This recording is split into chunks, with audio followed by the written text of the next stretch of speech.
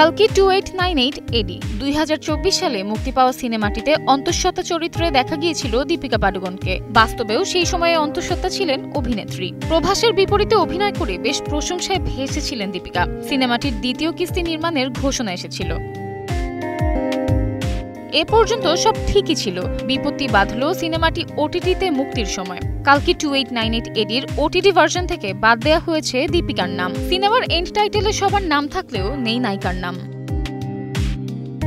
ব্যাপারটি নিয়ে বেশ চটেছেন দীপিকা ভক্তরা। বলছেন ক্রেডিট মানে শুধুই একটা নাম না, একজন অভিনেত্রীকে স্বীকৃতি ও সম্মান জানানো। দীপিকা পাডুকোন এই সিনেমার মুখ্য চরিত্রে অভিনয় করেছেন, এটা তার প্রাপ্য। বিষয়টি মেনে নেয়ার মতো না। এই পোস্ট সামাজিক মাধ্যমগুলোতে ছড়িয়ে পড়ে মুহূর্তের মধ্যেই। কিছু ভক্ত নির্মাতাকে অত্যন্ত অপেশাদার বলেও কটাক্ষ করছেন। একজন ভক্ত লিখেছেন, এই ঘটনা চূড়ান্ত অপেশাদার। ছবিতে দীপিকা ছিলেন এবং ছবির হয়ে প্রচার পর্যন্ত করেছিলেন। ভক্তদের এ প্রতিক্রিয়া শিরোনাম হয়েছে ভারতীয় একাধিক সংবাদ মাধ্যমে। বিষয়টি নিয়ে নেট দুনিয়া গরম হলেও মুখে কুলু পেটেছেন নির্মাতা নাগ আশ্বিন। নায়িকার নাম বাদ দেওয়া প্রসঙ্গে মুখ খুলেনি প্রযোজক সংস্থার কোনো কর্তাও। শুধু তাই নয়, খোদ নায়িকাও চুপ রয়েছেন বিষয়টিতে।